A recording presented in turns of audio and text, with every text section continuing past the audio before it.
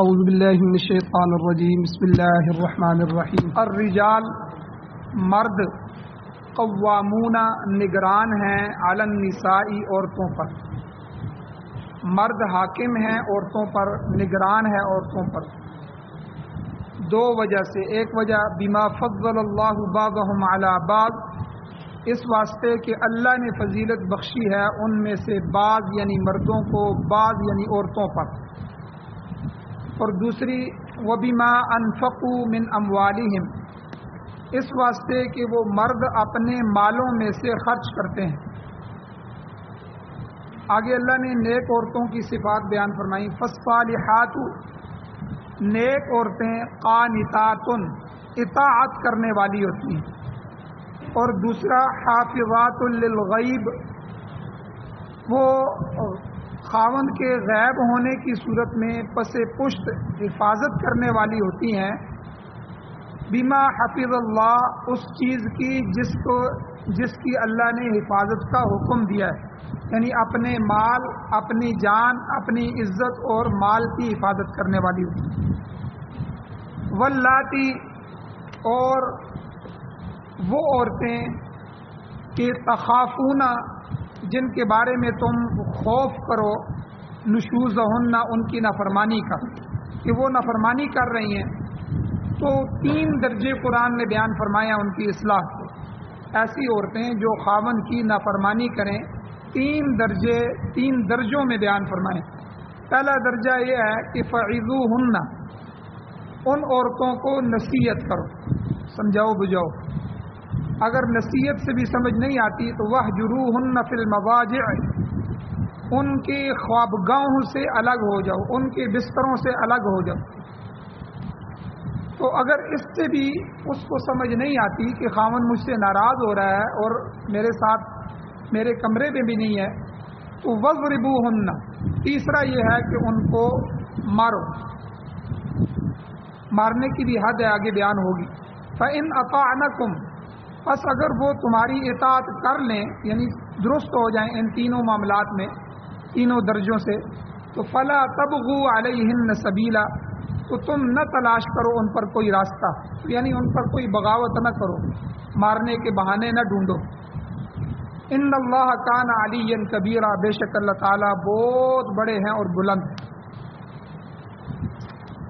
سورۃ النساء آیت نمبر 34 آج کے درس میں تلاوت ہوئی ہے، آپ نے اس کا ترجمہ سنا۔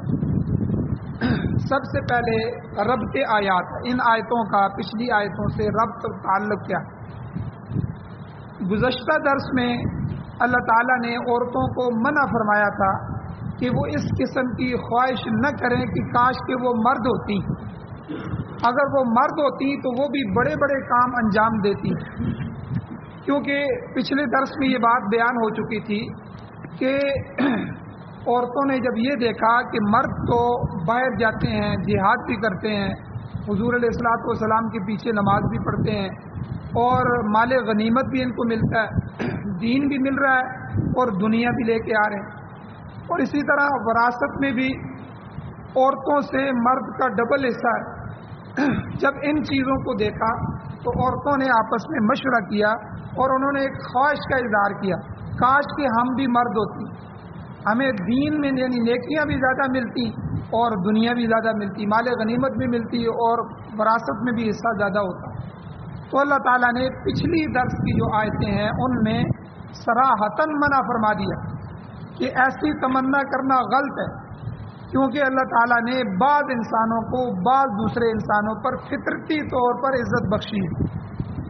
یہ اس مالک الملک کی حکمت ہے اور اس کے منشے کے مطابق ہے، اس کی چاہت اور مشیت کے مطابق۔ لہذا کسی انسان کے لیے یہ لائق اور جائز اور مباح نہیں ہے کہ وہ اللہ تعالیٰ کی مقرر کردہ حدود کو توڑ کر دوسری طرف جانے کی کوشش کرے، یہ اللہ کے ہاں ناپسندیدہ فعل ہے۔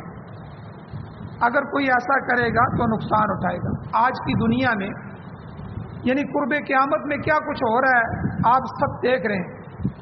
ابھی مردوں کے ساتھ شادیاں شروع ہو رہی، باقی جو یورپ ہے اس میں تو قانون پاس ہو گئے ہیں، اور انڈیا جو ہے وہ سیکولر ملک ہے، اس میں بھی یہی ہے کہ عورت عورت کے ساتھ رہ سکتی ہے، مرد مرد کے ساتھ، ان کے باقاعدہ جو ہے وہ قانون ہے. مسلمان اگرچہ اس سے بچتے ہیں لیکن وہاں اس کو سیکولر ملک قرار دیا گیا ہے، اس لیے وہاں آزادی ہے.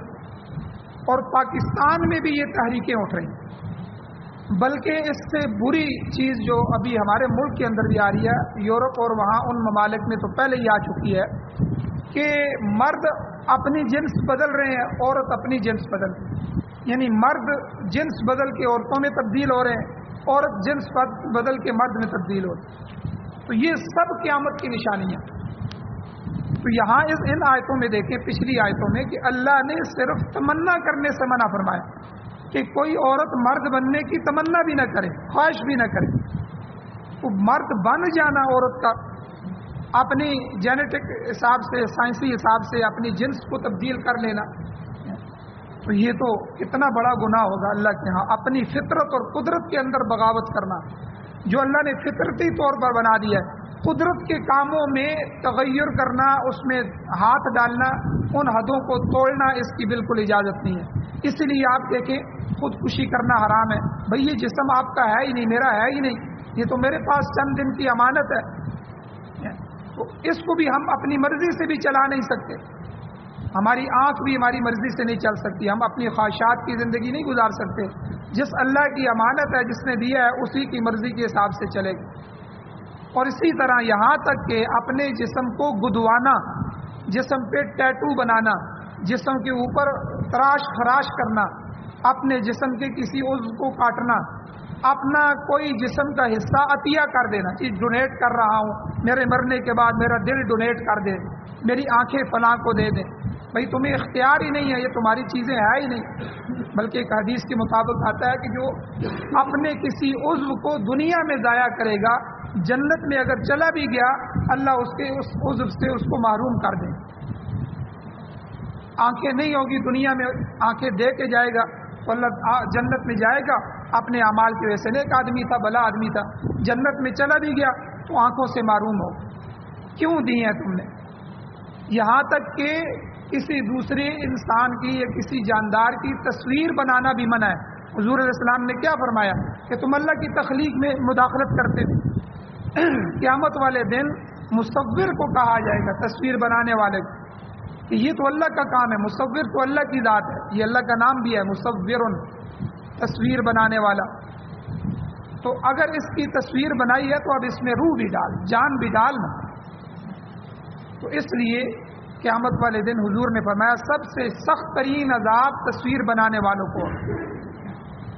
تو اس لیے یہ ساری چیزیں جتنی بھی میں نے بیان کی ہیں، یہ اللہ کی تخلیق میں مداخلت.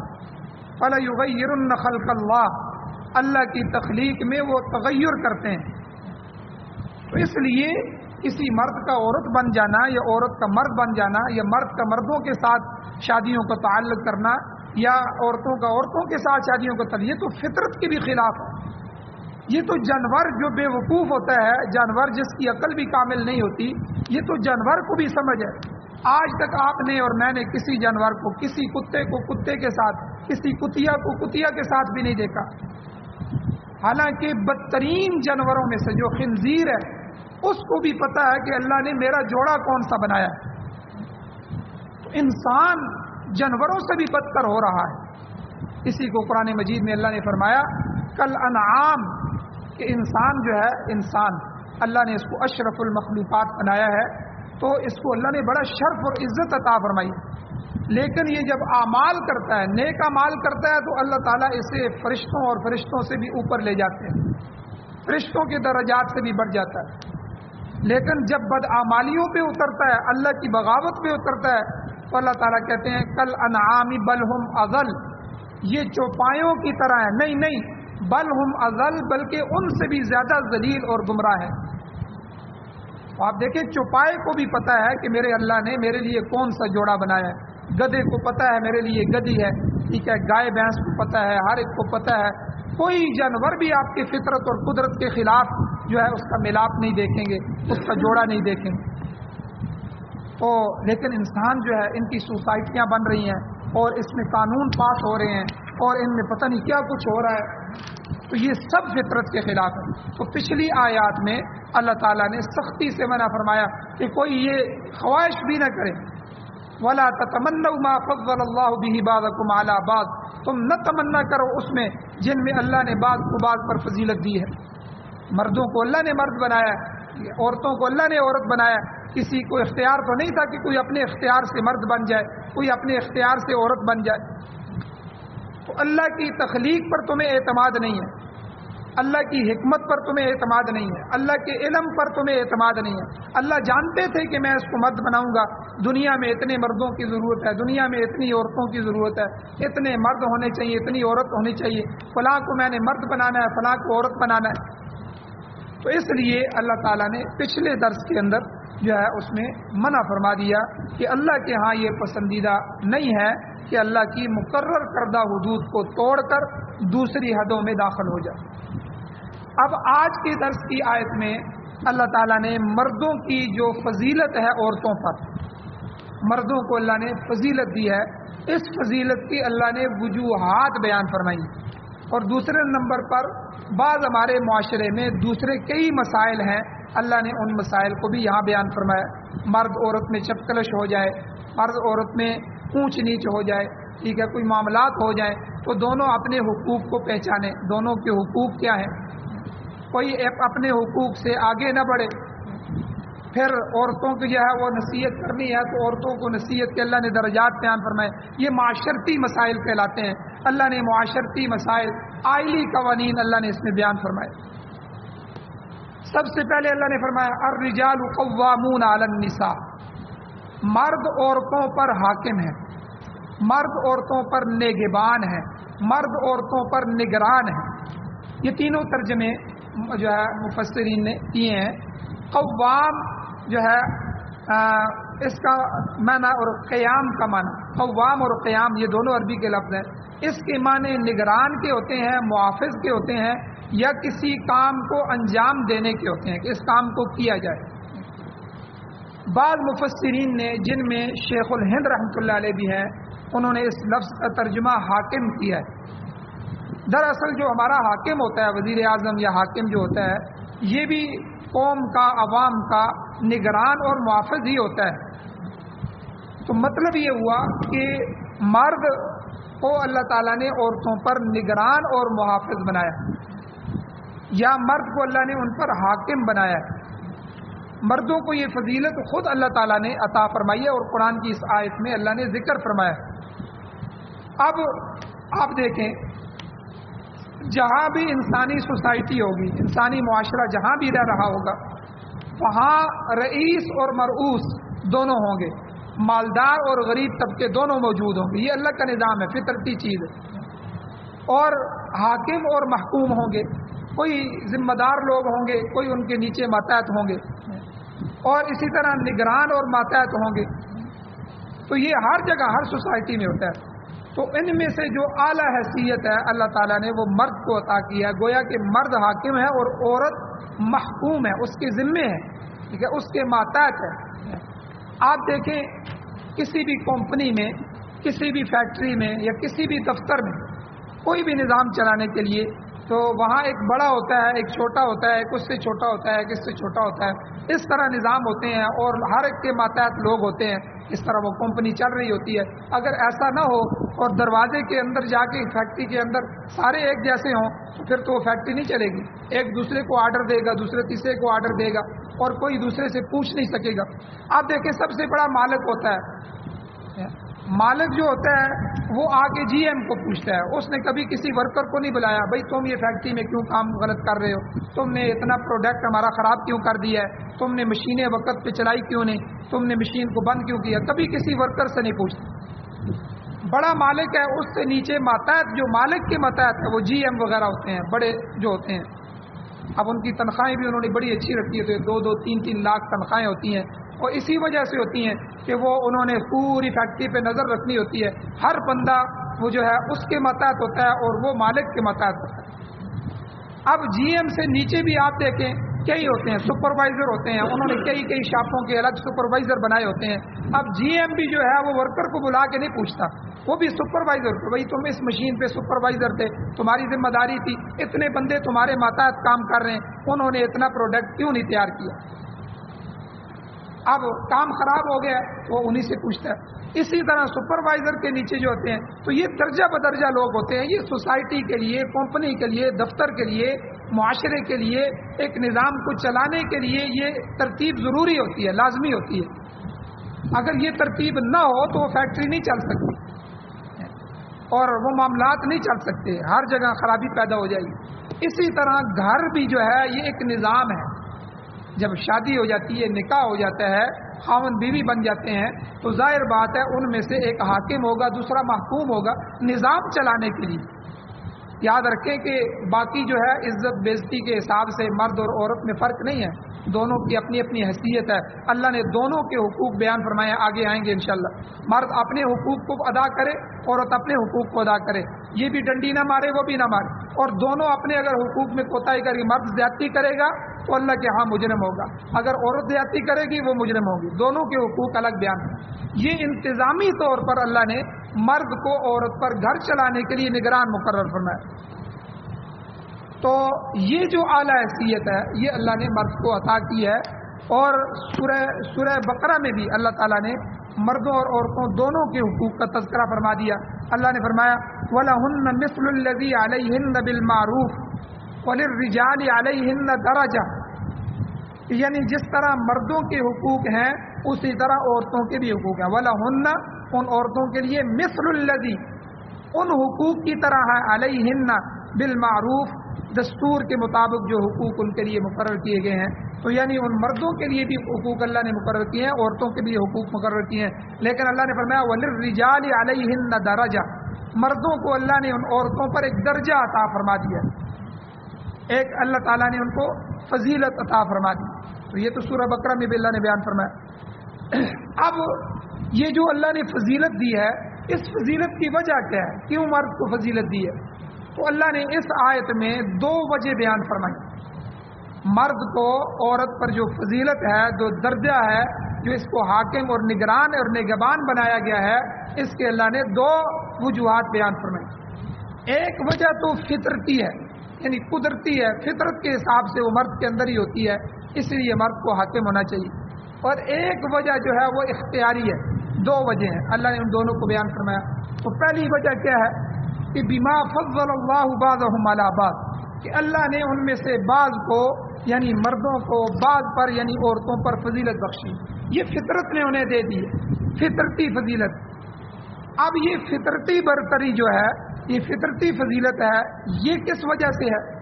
آگے پھر اس پر سوال ہوتا ہے کہ اس کی کئی وجوہات ہیں.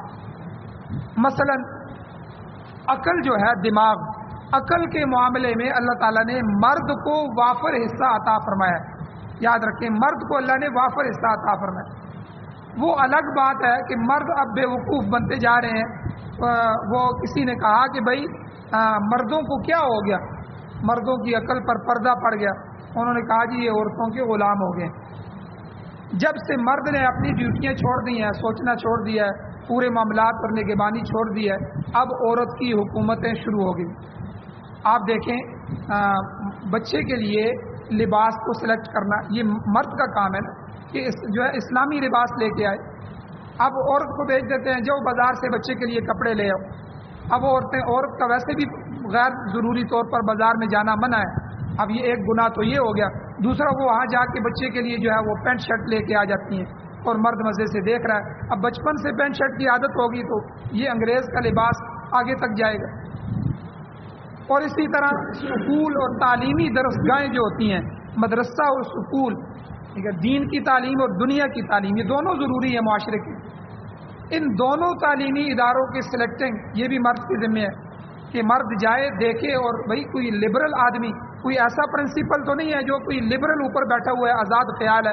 جب وہ آزاد خیال ہوگا، دین سے بیزار قسم کا مذہبی آدمی نہیں ہوگا. ہر مسلمان مذہبی ہوتی ہے، مذہبی کے لیے مولوی ہونا ضروری نہیں ہے. کہ مولوی مذہبی ہوتے ہیں، عام مسلمان سارے مذہبی ہوتے ہیں. جس نے مذہب کے ساتھ تعلق رکھا ہوتا ہے، اللہ اور رسول کی، اس کے رسول سے محبت ہوتی ہے، قرآن و سنت کو جاننے والا ہوتا ہے، تو سارے مذہبی لوگ ہیں.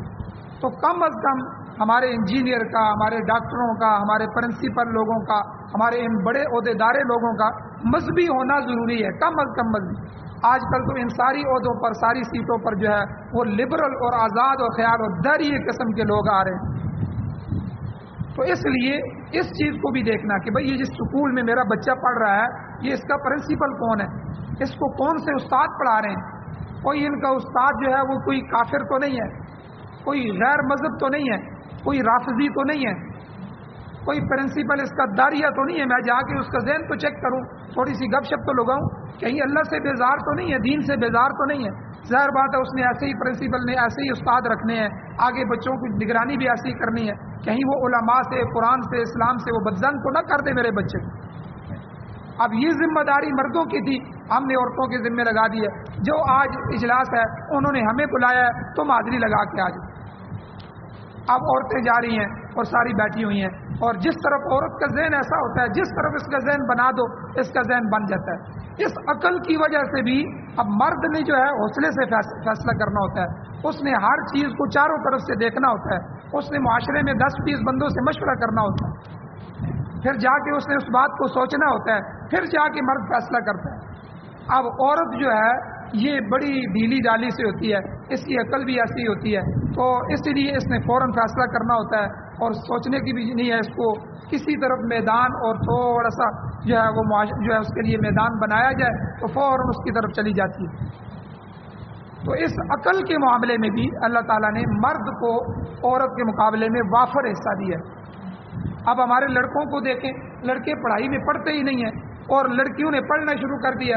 اب لڑکیاں آگے جا رہی ہیں.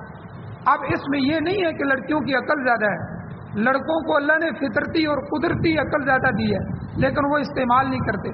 اب لڑکی نے اسکول جانا ہے تب بھی جو ہے، اور ٹیوشن جانا ہے تب بھی، اس کے بعد آ کے اس نے گھر میں رہنا ہے تب بھی، اس نے ہر وقت پڑھتا ہی رہنا ہے. اب لڑکے نے اسکول میں بھی نہیں پڑھنا، بعد میں بھی بازاروں میں پھرتے رہتے ہیں اور دوستوں کے ساتھ جا رہے ہیں، ٹھیک ہے، اس لیے اس نے بعد میں بھی نہیں پڑھنا. اب اپنی عقل کو استعمال نہیں کریں گے تو ظاہر بات ہے وہ عقل جو ہے وہ کہتے ہیں جی گھٹنوں میں چلی گئی ہے، اس کی عقل تو گھٹنوں میں ہے. تو اس لیے عقل کے معاملے میں اللہ تعالیٰ نے مرد کو وافر حصہ عطا فرمایا ہے. تو اور اسی طرح دین کے معاملے میں بھی اللہ نے مردوں کو عورتوں سے زیادہ سمجھ عطا کی ہے، اور اس پر باقاعدہ حدیث موجود ہے. حضور علیہ السلام کا ارشاد ہے، حضور علیہ السلام نے فرمایا عورتیں مردوں کے مقابلے میں ناقصات العقل والدین، یعنی ناقصات عقل اور ناقصات دین ہوتی ہیں، یعنی ان کی عقل بھی ناقص ہوتی ہے مردوں کے مقابلے میں، ان کا دین بھی ناقص ہوتا ہے. اس پر ایک اور حدیث بھی ہے. حضور علیہ السلام کے زمانے میں جب حضور نے یہ حدیث بیان فرمائی، جب یہ حدیث عورتوں کو پہنچی تو ایک سمجھدار عورت نبی علیہ السلام کے پاس آئی. اس نے آ کر عرض کیا، حضور آپ علیہ السلام نے یہ ارشاد فرمایا ہے کہ عورتوں کی عقل بھی اور دین بھی مردوں کے مقابلے میں ناقص ہوتا ہے، عورتیں مردوں کے مقابلے میں ناقص العقل والدین ہوتی ہیں. تو آپ حضور ارشاد فرمائیں ہماری عقلوں میں نقصان کی کیا وجہ ہے، ہمارا عقلیں کیوں کم ہوتی ہیں؟ فرمایا دیکھو عورتوں میں نسیان کی، بھول جانے کی بیماری یہ زیادہ پائی جاتی ہے مردوں کے مقابلے میں. عورتیں باتوں کو بھول جاتی ہیں، مرد بھی بھول جاتے ہیں. اس لیے اللہ تعالیٰ نے بہت سارے معاملات میں کہا گواہ مقرر کرو، اس کو تحریر کرو، اسٹام لکھو، ٹھیک ہے، اسٹام پر بھی گواہ مقرر کرو. یہ لکھا ہوا گواہ مقرر کیا ہوا چیز اگر آدمی بھول بھی جائے تو یہ چیز ہوتی ہے. لیکن پھر بھی مرد کم بھولتے ہیں، عورتوں کے اندر نسیان کی بیماری، بھولنے کی بیماری یہ زیادہ پائی جاتی ہے. تو حضور نے فرمایا تم دیکھتی نہیں ہو، اس عورت کو فرمایا کہ اللہ نے 2 عورتوں کی گواہی شہادت ایک مرد کے برابر ٹھہرائی ہے، یعنی یہ عقل کا نقصان ہے. تو کیا حضور نے اس سے پوچھا عورت سے، کیا یہ عقل کی کمی نہیں ہے؟ اللہ نے ٹھہرائی ہے نا، اللہ تو جانتے ہیں، اللہ ہی نے پیدا کیا مردوں اور عورتوں. اب جہاں ایک مرد شہادت دے گا اس کے ساتھ اگر دوسرا مرد نہیں مل رہا، اول تو یہ ہونا چاہیے کہ 2 مرد گواہی دیں. اگر کسی معاملے میں 2 مرد نہیں مل رہے، ایک ہی مرد مل رہا ہے اس کے ساتھ 2 عورتیں مل کے گواہی دیں تو اللہ تعالیٰ نے 2 عورتوں کی گواہی کو، شہادت کو، ایک مرد کے برابر ٹھہرایا۔ پھر اس عورت نے عرض کیا اچھا حضور ہمارے دین میں نقصان کی کیا وجہ ہے؟ یہ تو عقل کی وجہ سمجھ آ گئی۔ تو آپ علیہ السلام نے فرمایا کہ دیکھو عورت ہر مہینے کتنے دن بیٹھی رہتی ہے، نہ وہ نماز پڑھ سکتی ہے، نہ وہ روزہ رکھ سکتی ہے، نہ وہ قرآن پاک کو چھو سکتی ہے، یعنی اس کے ناپاکی کی جو ایام ہوتے ہیں وہ کئی دن ہوتے ہیں، 7 دن، 8 دن، 9 دن، 10 دن، زیادہ سے زیادہ جو ایام حیض ہیں یہ ناپاکی کے دن ہیں عورت کے، یہ جو ہے کم از کم 3 دن، زیادہ سے زیادہ 10 دن ہوتے ہیں۔ 3 دن سے کم ہو یا 10 دن سے زیادہ ہو جائے تو یہ بیماری ہوتی ہے، اس کو استحاضہ کہتے ہیں، اس کے الگ مسائل ہیں، ورنہ 3 دن سے لے کر 10 دن تک یہ عورت، اس میں سے ہر عورت کی عادت مختلف ہوتی ہے، کسی عورت کی عادت 5 دن کی ہے، کسی کی 6 دن کی ہے، کسی کی 8 دن کی ہے، کسی کی 9 دن کی ہے، تو یہ عادتیں ہوتی ہیں۔ لیکن حضور نے فرمایا دیکھو عورت کو کتنے دن مہینے میں، ہر مہینے میں بیٹھنا ہوتا ہے، اس میں ظاہر بات ہے جب یہ ایام آتے ہیں ناپاکی کے دن، اس میں نماز بھی نہیں پڑھ سکتی، نماز کا حکم بھی نہیں ہے، روزہ بھی نہیں رکھ سکتی، اور پھر ظاہر بات ہے قرآن پاک پڑھنا بھی چاہے اس کی عادت بھی بنی ہوئی ہو، وہ قرآن پاک کو چھو بھی نہیں سکتی، ہاتھ بھی نہیں لگا سکتی۔ تو اگرچہ یہ چیزیں اختیار میں نہیں ہیں عورت کے، یہ ساری غیر اختیاری ہیں، مگر بہرحال دین کا نقصان تو ہے۔ اسی طرح زچگی کا جب معاملہ ہوتا ہے بچے کی پیدائش کا، تو جو نفاس کا خون ہوتا ہے، یہ تو حیض کا ہو گیا ہر مہینے، بچے کی پیدائش کا جو خون ہوتا ہے وہ جو ہے زیادہ سے زیادہ 40 دن تک جاتا ہے۔ تو اب ہر عورت کی عادت ہوتی ہے، کسی کی 22 دن، 25 دن، 30 دن بھی ہوتی ہے، تو بہرحال زیادہ سے زیادہ 40 دن، تو 40 دن عورت جو ہے وہ نماز بھی نہیں پڑھ سکتی، روزہ بھی نہیں رکھ سکتی، قرآن کو بھی نہیں چھو سکتی۔ تو یہ زچگی کے دوران اس میں بھی عورت نماز اور روزے سے محروم رہ جاتی ہے۔ تو مردوں کے مقابلے میں یہ اس کا دین کا نقصان ہے، اگرچہ غیر اختیاری ہے، اس کے اختیار میں نہیں۔ اور اسی طرح شرعی گواہی ہوتی ہے، جہاں شریعت نے گواہی، شرعی گواہی کے معاملے میں جہاں بعض معاملات میں عورتوں کا نصاب ایک مرد کے مقابلے میں 2 رکھا گیا ہے، وہاں جو حدود اور قصاص ہیں، دیکھیں یہ عام معاملات میں اگر قاضی کی عدالت میں، جج کی عدالت میں عورت جا کے گواہی دے گی، اس میں جو ہے مرد کے مقابلے میں 2 عورتیں آئیں گی عام معاملات میں۔ لیکن جو بڑے معاملات ہیں، حد جاری کرنی ہے، کسی کو چور کا ہاتھ کاٹنا ہے، کسی زانی کو سنسار کرنا ہے، زنا ہو گیا ہے، یا کوئی شراب پی رہی ہے اس کو کوڑے لگانے ہیں، یہ بڑی چیزیں، بڑی سزائیں، حد، حدود یا قصاص ہے، کسی نے قتل کیا ہے، اب کس نے دیکھا ہے، بھائی گواہ لاؤ، اب قصاص اس کو ہوگا، ٹھیک ہے، یا دیت ہوگی، یہ بڑی سزائیں ہیں۔ اس میں تو عورت کی گواہی لی ہی نہیں گئی کہ عورت چاہے 2 ہو چاہے 1 ہو، گواہی اس کی لی نہیں جائے گی۔ تو یہ بھی آپ دیکھیں کہ اس میں بھی جو ہے عاقل اور بالغ مرد مسلمان گواہی دیں گے تب جا کے حد جاری ہوگی، ورنہ جاری نہیں ہوگی۔ اور اس کے علاوہ آپ دیکھیں جماعت جو ہے، یہ جماعت کی نماز کی کتنی اہمیت ہے، لیکن عورت کے لیے جماعت کی نماز نہیں ہے، یہ بھی بہرحال دین کا نقصان ہے۔ اسی طرح جمعے کی کتنی بڑی فضیلت ہے، جمعہ مردوں کے لیے، جمعے کا قیام مردوں کے لیے ضروری ہے، عورتوں کے ذمہ جمعہ نہیں ہے۔ اور اسی طرح اس سورہ نساء کے ابتدا میں گزر چکا ہے کہ مرد بیک وقت 4 عورتوں سے شادی کر سکتا ہے، اللہ کا حکم ہے، مگر کوئی عورت ایک وقت میں 1 سے زیادہ نکاح نہیں کر سکتی۔ اس معاملے میں بھی مردوں کو قدرتی فضیلت حاصل ہے، فطرتی اللہ نے فضیلت عطا فرمائی۔ اسی طرح آپ دیکھیں طلاق کا معاملہ ہے، طلاق کا حق جو ہے اللہ نے عورت کے سپرد نہیں کیا، اللہ چاہتے تو عورت کے سپرد کر دیتے، یا مرد اور عورت دونوں کے سپرد کر دیتے کہ بھائی دونوں جس وقت چاہیں معاملات دیکھیں جو ہے وہ طلاق دے سکتے ہیں، لیکن اللہ نے طلاق کا معاملہ مرد کے ہاتھ میں رکھا ہے، عورت کو یہ حق نہیں ہے کہ وہ مرد کو طلاق دے۔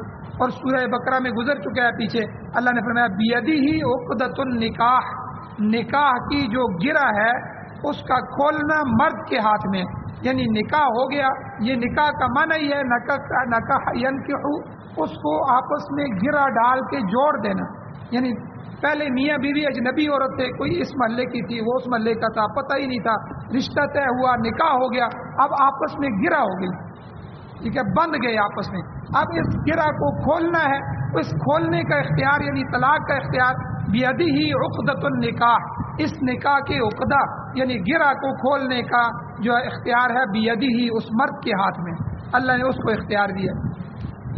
तो ये भी, इसमें भी अल्लाह ने मर्द को फजीलत दी है। इसी तरह वरासत के जो हिस्से हैं, वरासत के हिस्स के मुताल्लिक़ इसी सूरह निसा के इब्तिदा में गुजरा है लिज़्ज़करी मिस्लु हज़्ज़िल उन्सयैन, कि एक मर्द का हिस्सा दो औरतों के बराबर है। मर्दों के इस लिहाज से भी फजीलत अल्लाह ने अता फरमाई है। इसी तरह आप देखें नबूवत कितना बड़ा मामला है, नबी बनना, ठीक है। नबूवत को अल्लाह ने मर्दों के साथ खास किया है। सूरह अंबिया में अल्लाह ताला खुद फरमाते हैं, ऐ मेरे हुजूर वमा अरसलना क़ब्लका इल्ला रिजालन नूही इलैहिम, अल्लाह ताला ने आपसे पहले जितने भी नबी मबूस फरमाए हैं वो सब के सब मर्द थे, कोई औरत अल्लाह ने नबी नहीं बनाया। इसमें भी अल्लाह ने फजीलत अता फरमाई है। इसी तरह तौलियत और सरपरस्ती, ये कहते हैं ना जी वली लेके आओ, निकाह में कहते हैं औरत का वली कौन है जी, वली सामने आए, वली बात करे, इसको वलायत कहते हैं। तौलियत, सरपरस्ती, सरपरस्ती भी औरत की मर्दों तक महदूद है। औरत को तौलियत नहीं मिलती जब तक किसी का, औरत का बाप मौजूद है, बेटा मौजूद है, भाई मौजूद है, ठीक है, वही वली होंगे। और हाँ, अगर मर्दों में से कोई भी बाकी नहीं है फिर तौलियत औरत की तरफ मुंतकिल हो जाती है। औरत की माँ उसकी वली बन सकती है, दूसरी बहन बन सकती है, खुद औरत अपनी वली बन सकती है, लेकिन मर्दों के होते हुए औरत को वलायत का हक नहीं दिया गया। इस मामले में भी अल्लाह ताला ने उसको फौकियत दी है। और इसके अलावा आप देखें तमाम आमाल शाका, जितने भी मुशक्कत के काम हैं या इज्तिमाई उमूर हैं, अल्लाह ताला ने मर्दों के सुपुर्द कर दिए। इसी तरह आप देखिए निज़ाम हुकूमत है, निज़ाम खिलाफत है, कितनी मेहनत का काम है और जिम्मेदारी का काम है। जो अगर मर्द हाकिम है तो उसको हर सूबे के निगरान पर नज़र रखनी होगी, सूबों पर नज़र रखनी होगी, उसको हर 24 घंटे घूमना फिरना होगा और दूसरे मामलात करने होंगे, दूसरे मुल्कों के सफ़र करने होंगे, दूसरे बादशाहों से मिलना होगा, अपने मुल्क के लिए दूसरे मुल्क के लिए बरामदाद और दूसरी चीज़ों के लिए मामलात करने होंगे। ये कितनी मुशक्क़त के काम है निज़ाम हुकूमत चलाना, निज़ाम खिलाफत चलाना। तो ये भी जो है अल्लाह ताला ने मर्दों के लिए बनाया है। औरतों को, कोई औरत को भी हुक्मरानी का हक नहीं, बल्कि हुजूर की हदीस मौजूद है, ज़रा गौर से सुनिएगा। हुजूर अलैहिस्सलाम ने फरमाया, बल्कि जब ईरानियों ने, ईरान का जो बादशाह था किसरा, फौत हो गया तो उसकी जो बेटी थी बोरान नाम था उसकी बेटी को उन्होंने बादशाह बना दिया। हुजूर को पता लगा, हालांकि हुजूर के ज़माने में भी जो यूरोप था या जो दूसरे इलाके थे वो मर्दों को हुक्मरान बनाते थे, औरतों को नहीं बनाते थे। और ये एक अजीब बात हो गई, ईरानियों का किसरा जो उनका बड़ा था वो फौत हुआ तो उन्होंने उसकी बेटी को बादशाह बनाया। तो हुजूर ने एक इरशाद फरमाया उस मौके पे, हुजूर की एक हदीस है, हुजूर ने फरमाया लन युफ्लिह कौमुन वल्लौ अमरहुम इम्रअतन, वो कौम कभी भी कामयाब नहीं हो सकती जिसने अपने हुक्मरानी के मामला, अपने इज्तिमाई मामलात औरत के हाथ में दे दी। कोई औरत ज़बरदस्ती हाकम बन जाए तो वो अलग बात है, वरना हुजूर ने फरमाया वो इसके लायक नहीं है। और हुजूर ने फरमाया वो कौम कभी भी कामयाब नहीं हो सकती। आज आप हमारे मुल्क के अंदर देख लें, यूरोप के अंदर तो है, और उन्होंने औरतों को जो आज़ादी दी है उन्होंने नारा लगाया, फिर उसी आज़ादी से हमारे मुल्क में, भाई हम कह सकते हैं हमारे कुरान और सुन्नत के अपने कानून हैं, हम कुरान और सुन्नत के मुताबिक कानून बनाएंगे। भाई तुम्हारा मुल्क है तो तुम जानो, तुम्हारा काम जाने, तुम काफिर हो। हमारे लिए तो हमारे कुरान और सुन्नत मौजूद है, कुरान हमारा रहबर और रहनुमा है। तो हुजूर और कुरान और सुन्नत में तो औरत जो है वो DSP नहीं बन सकती, SP नहीं बन सकती, औरत जो है वो MNA MPA नहीं बन सकती, औरत वजीर आजम नहीं बन सकती, औरत किसी ओहदे में भी नहीं, जनरल कर्नल नहीं बन सकती। मुल्क का बेड़ा गर्क हो जाएगा। और हमारे मुल्क की तबाही में जहाँ दूसरे अनासर काम कर रहे हैं, सूद है या जो है वो करप्शन है या दूसरे मामलात हैं, तो वहाँ एक बड़ी वजह औरत की हुक्मरानी भी है। अब इन तमाम चीज़ों को देखा जाए तो बहरहाल इज्तिमाई मामलात में हुजूर ने फरमाया औरत के हाथ में न दिए जाएं। हमने तो घर के मामलात भी औरतों के सुपुर्द कर दिए हैं। जब औरतों ने घर के फैसले शुरू कर दिए हैं, जिस तरह मैं अभी कह रहा हूँ, स्कूल के और मदरसा कहाँ पढ़ाना है, किसके पास बच्चा मेरा मदरसा पढ़ रहा है, वो क्या बनेगा, उसके अकायद तो कहीं ख़राब नहीं हो जाएंगे।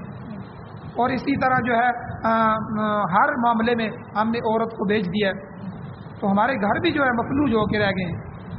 تو بہرحال اسی طرح اس مسئلے میں بعض فقہا فرماتے ہیں کہ عورت قاضی بھی نہیں بن سکتی، کیونکہ ہو سکتا ہے کسی مقدمے کا فیصلہ کرتے وقت اس کی حالت درست نہ ہو جائے اور وہ غلطی کر جائے۔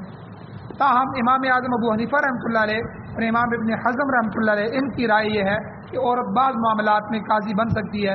تو یہ تمام باتیں جو میں نے آپ کے سامنے بیان کی ہیں یہ نیچرل ہیں، قدرتی اور فطرتی ہیں کہ اللہ تعالیٰ نے عورت کے مقابلے میں مرد کو نگران، نگہبان اور حاکم اور برتر بنایا ہے۔ یہ فضیلت اللہ تعالیٰ نے مرد کو عطا کی ہے۔ اب دوسری فضیلت، دوسری وجہ کیا ہے؟ وہ اختیاری فضیلت ہے۔ یہ تو فطرتی فضیلت ہوگی، انشاءاللہ وہ کل کے درس میں بیان کی جائے گی۔ اللہ تعالیٰ سے دعا ہے اللہ ہمیں عمل کی توفیق عطا فرمائے۔ آمین۔ الحمدللہ رب العالمین والعاقبۃ للمتقین والصلاۃ والسلام علی رسولہ النبی الامی الکریم۔ یا اللہ ہماری کمیوں کوتاہیوں کو معاف فرمائیے، درگزر فرمائیے، صغیرہ کبیرہ گناہوں کو معاف فرمائیے۔ یا اللہ قرآن و سنت کو پڑھنے، پڑھانے، سننے، سنانے، سمجھنے، سمجھانے اور اس کی اشاعت اور تبلیغ کرنے کی توفیق عطا فرمائے۔ یا اللہ پاکستان سمیت پوری دنیا میں یا اللہ قرآن و سنت کی حکومت نصیب فرمائی، قرآن و سنت کا غلبہ نصیب فرمائی، امارت اسلامیہ، شریعہ اور خلافت راشدہ کا قیام نصیب فرمائی۔ یا اللہ یہ جو ہمارے آئلی قوانین ہیں، یا اللہ ہمارے خاندانی قوانین ہیں، ہمارے معاشرتی قوانین ہیں، جو ہمارے آئین ہیں پاکستان کے، سارے غیر شرعی، اکثر غیر شرعی بنے ہوئے ہیں، قرآن و سنت کی بغاوت ہے۔ یا اللہ ہمیں معاف فرمائیے، ہم کبھی بھی اس جمہوریت پر راضی نہیں ہیں، اس نظام پر راضی نہیں ہیں۔ یا اللہ تیرے نظام کو مانگتے ہیں، سر عام مانگتے ہیں۔ یا اللہ قرآن و سنت کی بالادستی نصیب فرما، قرآن و سنت کا غلبہ نصیب فرما، قرآن و سنت کے فیصلے نصیب فرما، قرآن و سنت کو ہمارے لیے بطور آئین، بطور دستور، بطور ضابطۂ حیات ہمیں نصیب فرما۔ یا اللہ کس گناہ کی وجہ سے آپ نے ہمیں خلافت سے محروم کر دیا ہے، قرآن و سنت سے محروم کر دیا ہے، انگریز کے غلام کے نیچے چل رہے ہیں، یا اللہ اسی کے نظام کے نیچے چل رہے ہیں، ہماری نسلوں کی نسلیں پل رہی ہیں۔ یا اللہ سوشلزم، لبرلزم، دہریت یا اللہ ہمارے ملکوں میں پھیل رہی ہے، یا اللہ اسلام ہمیں عطا فرما، خلافت راشدہ کا قیام نصیب فرما، امارت اسلامیہ شریعہ کا قیام نصیب فرما۔ یا اللہ سارے دنیا کے باطل نظاموں کو ختم فرما، اپنے نظام کو لے کے آ۔ یا اللہ بیماروں کو صحت عطا فرما، یا اللہ پریشان حالوں کی پریشانی کو دور فرما، جو حضرات ایمان کی حالت سے اس دنیا سے جا چکے ہیں ان سب کی بخشش فرما۔ صلی اللہ تعالی علی خیر خلقہ محمد و آلہ و اہل بیتہ و ازواجہ و ذریتہ اجمعین برحمتک یا ارحم الراحمین۔